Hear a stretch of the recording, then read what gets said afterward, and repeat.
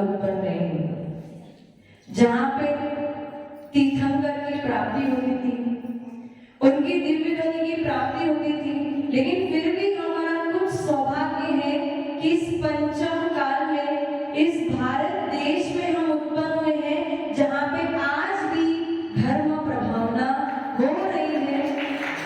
और तीर्थंकर जिन्होंने निवृत्त वेश को धारण किया था, ऐसे तीर्थंकर के वेश को धारण करने वाले मुनिराज आज भी इस भारत देश में विचरण कर रहे हैं।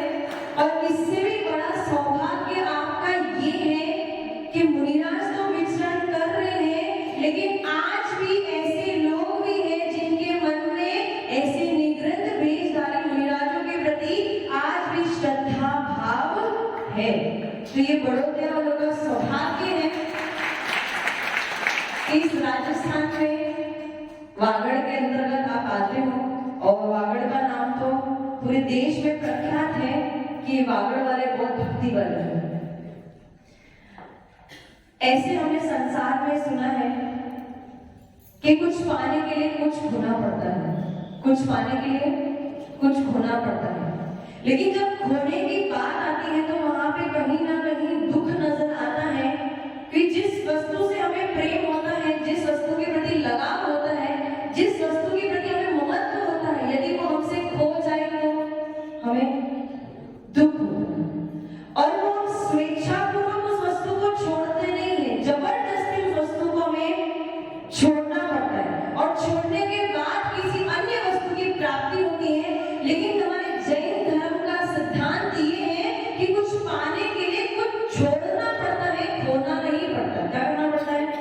छोड़ना पड़ता है। जहां पे छोड़ने की बात आती है वहां पे स्वेच्छा की बात आती है। मन से खुद के अंतर में ही हम ये विचार करते हैं कि हम इस वस्तु का त्याग कर देंगे और बिना किसी अपेक्षा के, बिना किसी आकांक्षा के ये वस्तु का त्याग कर रहे हैं। तो हमें कोई बड़ी वस्तु मिलेगी, इस आकांक्षा से कोई वस्तु को छोड़ते हैं। तो दोनों ही शब्दों में फेर है, कुछ पाने के लिए कुछ खोना और कुछ पाने के लिए कुछ छोड़ना।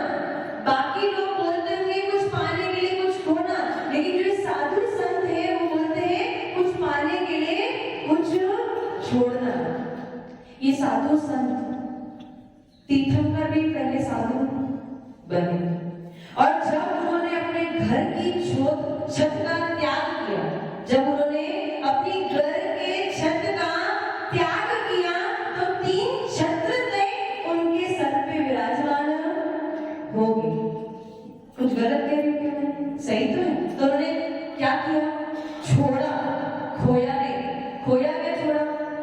छोड़ा। उन्होंने अपने घर की छत छोड़ी तो 3 छत्र उनके ऊपर विराजमान हो गए। जब उन्होंने एसी, पंखा आदि सब छोड़ा तो 64 चमरों से उनकी पूजा आराधना होने लगी। जब उन्होंने कषायों का त्याग किया तो उनको मोक्ष की प्राप्ति हुई। जब उन्होंने ज्ञान दान दिया तब उनको सबसे बड़ी केवल ज्ञान की प्राप्ति हुई। इसलिए छोड़ना तो जब तक छोड़ोगे नहीं तब तक कुछ पा नहीं सकते। बस यही हमारा मोक्ष मार्ग है। छोड़ते चले जाओ बिना किसी आकांक्षा से। आकांक्षा रखोगे कि हमने ये छोड़ दी, हमें वो मिल जाए, तो आप अपने लक्ष्य से भटक जाओगे। अपने लक्ष्य से भटक जाओगे। आपको करना क्या है? छोड़ते जाना है, बिना किसी आकांक्षा से छोड़ते जाओ। अपने आप रिद्धि सिद्धि सब आपके चरणों में आके गिर जाएगी। वो किसी को आज्ञा देने में विश्वास नहीं करते। वो ये नहीं सोचते कि मैं बड़े आसन पे, बड़े पद पे बैठ जाऊं ताकि पूरी दुनिया में मेरी आज्ञा चले। उन्होंने आज्ञा देना छोड़ दिया तो इतने बड़े तीर्थंकर बन गए कि तीनों लोक में जीव उनकी आज्ञा का पालन करते हैं। तो उसके लिए छोड़ना जरूरी है। जब उन्होंने बड़े बड़े पदों को छोड़ दिया, आप क्या सोचते हो? भारत का प्रेसिडेंट बड़ा है, भारत का पीएम बड़ा है, ये आपकी गलत मानना है। जब इतने बड़े बड़े पदों को छोड़ दिया, जब एक साधु भी समाधि करता है तो आचार्य पद हो, उपाध्याय पद हो, छोड़ना पड़ता है। नहीं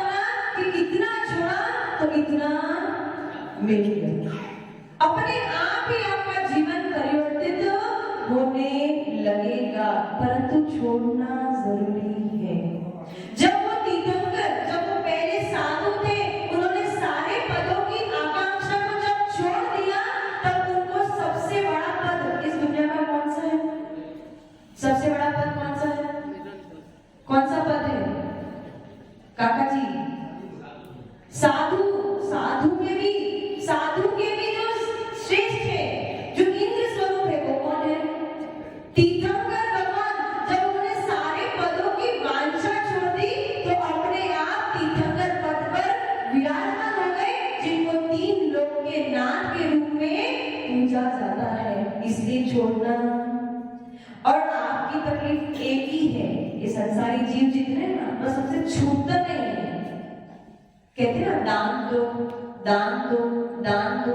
वहां दान देना तो केवल कार्य मात्र है, उसके पीछे कारण क्या है? आपको वो सिखाना चाह रहे हैं कि यदि आपने जो मेहनत करके पसीना बहा के पैसा कमाया है, यदि उसमें से आप उसके प्रति महत्व छोड़ के थोड़ा सा निकाल के अगर देव शास्त्र गुरु के चरणों में समर्पित कर दोगे, तो उस धन के प्रति आपकी जो महत्व भाव है उसको आप त्याग करोगे, उसको छोड़ोगे। और जब छोड़ोगे तो बहुत अधिक पाओगे, लेकिन उसके लिए छोड़ना, और बाह्य से नहीं अंदर से भी छोड़ना जरूरी है। कोई जबरदस्ती हमसे दान कराए तो उसमें पुण्य नहीं है, लेकिन जब स्वेच्छापूर्वक हम दान करते हैं, दान क्या होता है? केवल धन का दान थोड़ी ना होता है, हमें अपने आप का भी दान, तन मन धन से सेवा होती है। देव शास्त्र गुरु की तन मन धन से सेवा होती है। केवल धन मात्र देने से काम नहीं चलेगा, अपना तन भी देना पड़ेगा, मन भी देना पड़ेगा, धन भी देना पड़ेगा। जब आप अपना समय दोगे और स्वेच्छा पूर्वक दोगे, ड्यूटी नहीं लगानी पड़ेगी कि आज तुम्हें बिहार में जाना है, ड्यूटी नहीं, खुद के मन से जब जाओगे और जब वो पुण्य आपको मिलेगा तो वो सातिशय पुण्य होगा। और जब वो पुण्य आपको अपना फल देगा तो आपको पता चल जाएगा कि कुछ पाने के लिए कुछ छोड़ना भी पड़ता है। अब आप सोचो कि हम दोनों नाव में पैर रख के चले तो दोनों नाव में पैर रखने वाले का तो क्या होगा? पानी में डूब जाएगा। इसीलिए अपने लक्ष्य को निर्धारित कर लो, एक टारगेट बना लो, एक गोल बना लो कि हमारा यही लक्ष्य है, यही टारगेट है। धीरे धीरे धीरे धीरे उस रास्ते पे आगे बढ़ते बढ़ते, अरे राही भी जो होता है उसे अपना पिछला डेस्टिनेशन छोड़ना पड़ता है, तभी जाके वो आगे वाले डेस्टिनेशन पे जाता है। अगर वो सोचे मैं अपना पिछला वाला ना छोड़ूं और आगे बढ़ जाऊं, ये हो नहीं सकता। जीवन में कोई भी समय देख लो, पिछला समय छूटेगा तो ही तो आगे का समय आएगा। जब भूतकाल को छोड़ेंगे तब तो भविष्य काल आएगा। अब आप सोचो, हम भूतकाल को पकड़ के रखे, हमारा पिछला पकड़ के रखे, तो कभी आगे बढ़ने वाले नहीं। इसलिए ये जो जैन धर्म की मान्यताएं है, वो बिल्कुल आपके जीवन पे बिल्कुल सही सटीक बैठती है। लेकिन बस इतना है कि हमें इस बात का भान नहीं है, हमें इस बात की खबर नहीं है, आज तक हमारे पास इतना भी समय नहीं है कि हम इस बात पे विचार कर सकें। और फिर भी आपका पुण्य है कि साधु संत बड़ौदिया में आते रहते हैं और आप इतने धर्मात्मा हो कि उनके घर में उपदेश सुनने बैठते हो, उस उपदेश को सुनते हो, लेकिन सुनने मात्र से काम चलने वाला। काका जी, समय बहुत ज्यादा हो गया है, जीवन कुछ ही बाकी है, मैक्सिमम जीवन आपने बिता दिया, लेकिन फिर भी अभी छूट नहीं रहा है, बस छोड़ना बाकी है। जिस दिन वो छोड़ जाएगा उस दिन ये बड़ौदिया वाले जितने भी है ना, सब आपके चरणों में नतमस्तक हो। बस आपको छोड़ना पड़ेगा, वो जो काका वाला पद है वो क्या करना पड़ेगा? छोड़ना पड़ेगा। जिस दिन छूट जाएगा तो बड़ौदिया तो छोड़ो, ये पूरा भारत देश आपको नतमस्तक हो जाएगा। इंद्र भी ऊपर से आ जाएंगे कि चलो ये निवृत्त भेषधारी मुनिराज है और इनके चरणों में हमें नमस्कार करना है, लेकिन छोड़ना पड़ेगा। काका जी तो केवल उपलक्षण है, क्योंकि नाम मुझे काका जी का पता है, बाकी सबके लिए ये उपदेश है, छोड़ते चले जाओ और पाते चले जाओ। बस यही महावीर भगवान का संदेश है। आप इसका पालन करें, अपनी आत्मा का